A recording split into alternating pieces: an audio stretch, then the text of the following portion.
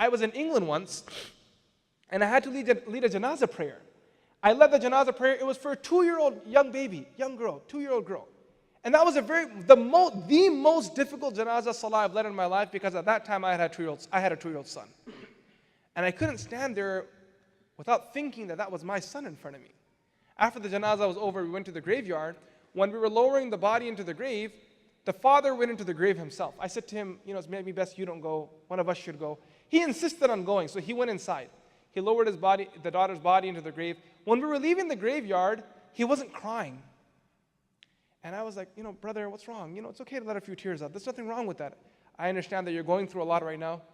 He said, Sheikh, I just don't believe it. 2 nights ago, I tucked her in her bed. She went to sleep, and she just didn't wake up the next morning.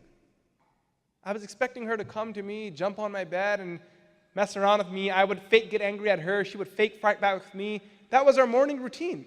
And she didn't come to me that morning. She just didn't come.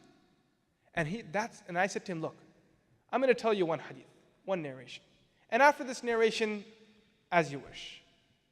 The Prophet ﷺ, on the night of ascension, when he was on his journey to meet Allah subhanahu wa ta'ala, on the night of ascension itself, when he came to the 7th heaven, he came to Ibrahim a.s. And he saw Ibrahim a.s. had a daycare running. He asked Ibrahim a.s., what are all these kids doing here?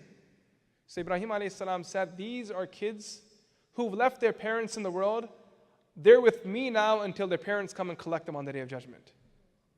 And I said to that man, do you not trust that Allah found a better caretaker for your child than you? And he said to me, promise me my daughter's with Ibrahim. I said, until the Day of Judgment.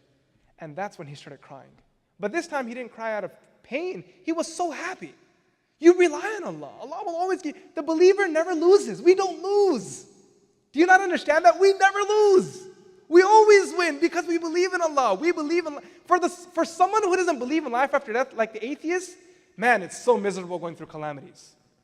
Because every difficulty you go through is pure pain. There's no good that comes out of it. For us, we may face a good in the world, yes, no, but we'll definitely face it in the hereafter. The Prophet ﷺ, he saw a lady in the community who was sad. He asked her, why are you sad? She said, I had a miscarriage. The Prophet ﷺ said, do you not know that your child on the Day of Judgment will drag you to Jannah by pulling the umbilical cord?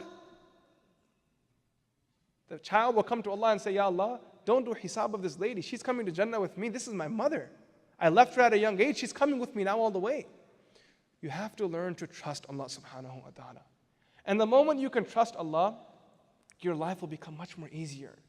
Your heart will find rest.